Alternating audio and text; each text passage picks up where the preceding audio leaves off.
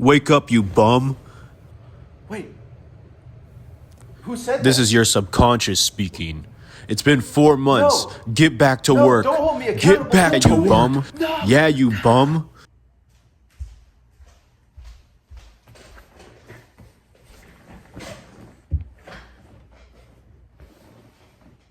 Hi. It's been a while, and I'm happy to be back giving you another episode of Josh's Review Corner. And on today's episode, we are going to be reviewing 350 and Mykael V's latest project, Somewhere Along the Way. 350 and DJ Mykael V, they need no introduction. 350 is actually a return resident on this channel. I reviewed his project last year. Does anyone know you're going this way? And so this is Somewhere Along the Way.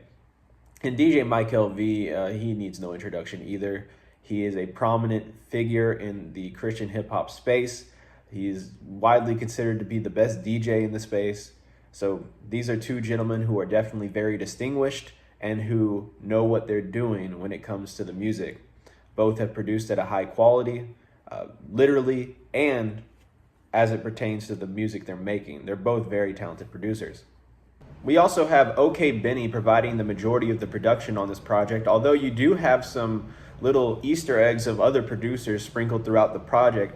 For example, on the track Trendsetter featuring No Excuse, you also have Gleese, and if that name sounds familiar, that is because that is Ecleso's producer, or one of the people who works with Ecleso. So you have Gleese on the track Trendsetter, and then also, don't know if you knew this or not, but Marty himself is actually on this project in the production credits. On the song Road Less Traveled, which is a more melodic song. In fact, it's one of the few melodic songs on the project. You have a lot of 90s influenced boom bap rap, and that is definitely the aesthetic for this project. And Road Less Traveled has that aesthetic, but you have 350 providing these melodic vocals on the chorus, and Marty contributed to the production on this track. So you have a host of great producers, and then 350 himself, also a producer, produced on this album as well. So that's what we have for the background of this project and who these people are that are bringing us this album. But let's actually talk about this project for a second, and I'm going to start by talking about my favorites. This is going to kind of be a spoiler for my score at the very end. But when I was listening to this project, it connected with me in a different way than any other project I've heard in the past 2 years has connected with me. There was one listen, maybe it was my 15th listen on this album at that point, where I was just really thinking about this Doom intro and how they're trying to pay homage to the sample-heavy production and raps of that era. Especially with Mad Villainy, that's definitely a prominent theme with songs titled Raid in all caps that are on that Mad Villainy project. But when I was thinking about MF Doom and I was thinking about how he would view this project, it got me choked up a little bit, because they really were trying to pay homage to the legends that came before them, and it just sounds like it. They did it in a very tasteful way. So this project for me, I don't know if it'll get the highest score I ever give, but on a personal favorites level, this is a top 3 personal favorite album for me. You know, there's other projects that I also include in that list, such as Eremos is one of those projects. But this project, it's like the penultimate boom bap rap album I think that you could get out of the space. You thought Bodega was going to be it. You thought Bodega 2 was going to be it. Nah, they said, hang on, let me show you where we can really go with this sound. And they picked the perfect people to do this. If there was somebody who was going to do this, it was going to be 350. This man's storytelling is so top tier. He might not be the most bar-heavy rapper that you ever heard, but he does have the bars. Honestly, a guy who that 350 reminds me of is the rapper Blue. Blue is somebody who he has bars for sure, but really what gets you interested in Blue's rapping would be something like his storytelling and the imagery he uses. When I listen to 350's songs and this whole entire album, I really feel like I'm watching a motion picture. I really feel like I'm seeing the events unfold before me in my mind. It's one of those special projects in the storytelling department. I think about this line on track 2, and this is one of the favorites I want to point out on the title track somewhere along the way. He says this line to this effect of, I can't wait till there's a day where I can feel the pages come to life.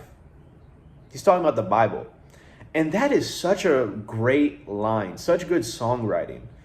And it really put me in that mindset of, man, we could be going through the toughest things right now. We could be going through absolute hell on earth. But I trust in you, Lord, and I can't wait for the day when them pages come alive. And we live with that hope within us. And 350 obviously does as well. And so that track, the title track, starting off is one of my first favorites. I love this track. Another track leading into the next track, I mean, this is going to be a whole lot of favorites. I could talk about each track honestly in its own individual sense. The track Raid. Love this sample. Love the flows that 350 comes in with. The flow gave me a lot of Thuggin' by Freddie Gibbs and Madlib vibes. And obviously, since Madlib, Mad Villainy was an inspiration for this project, I'm thinking maybe there was something to it. But this is definitely one of those tracks that is just super, super smooth. It checks out at a nice runtime, doesn't overstay its welcome. It's the perfect track. There's nothing more that you could want from this. That also gets into the next track, Graduation Day, this crazy country sample flip. And then the beat switch at the midway point, that beat switch, crazy. Graduation Day, excellent track. And that's not all that I have for my favorites. There are so many more tracks I want to talk about and give some light to. And just for the sake of this, I'm going to tell you every track on here is good. But here are some of the tracks to me that are that next level. The track, Worry About It in Advance with Tori Deshawn. Crazy sample.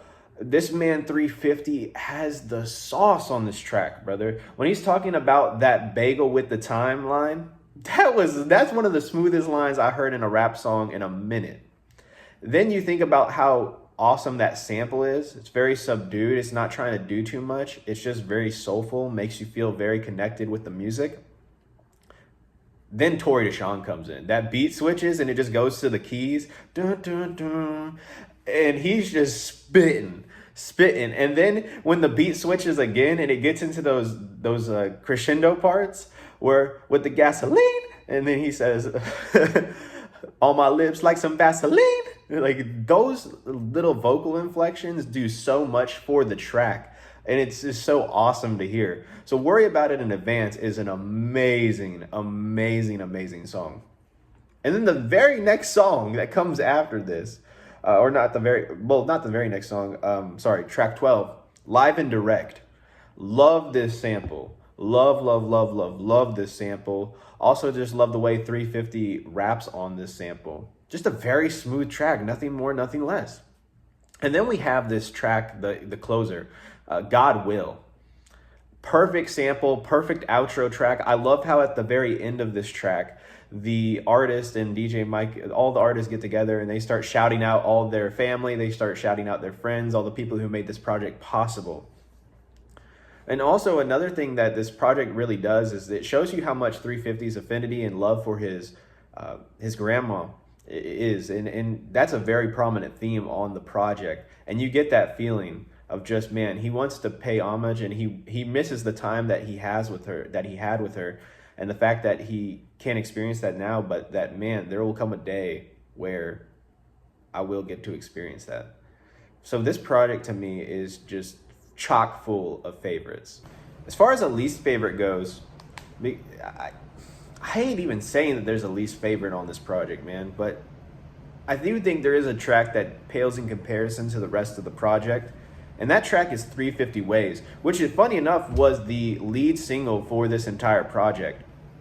For me, this track, when you hear it in context of the rest of the songs here, it's just not as good as those. It's not to say it's bad, but it's just to say it's not as good as those other tracks. So for me, 350 Ways, maybe it could have had another feature. Maybe, I don't know. There could have been something more, I think, added to that track. But I mean, don't get me wrong, it's still a good track, but that would be my least favorite track on this project. As far as the theme and also my score for this project, I kind of already mentioned some of the themes here, but the title of this album is really the giveaway for the theme. It's about how in our walk of life, in our spiritual walks with the Lord, we are all somewhere along the way right now. We could be in a good place. We could be in a valley. We could be at the mountaintop. We could be experiencing some of the most blissful time in life right now. Or we could be experiencing some of the most heartbreaking, heart-wrenching stuff you could ever imagine. But no matter where you are along the way, the Lord is always with you. And to me, that is one of the biggest themes I get from this project. Is that I'm going to keep it pushing. I'm going to keep it pushing because I trust in you, Lord. So that's the biggest theme for this project.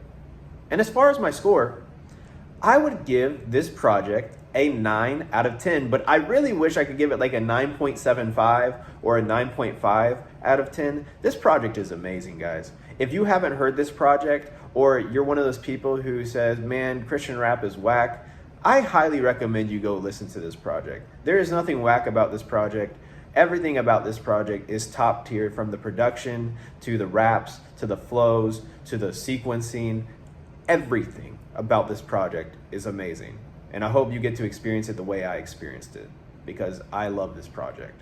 So guys, as always, leave a comment down in the comment section. What was your favorite track on the album?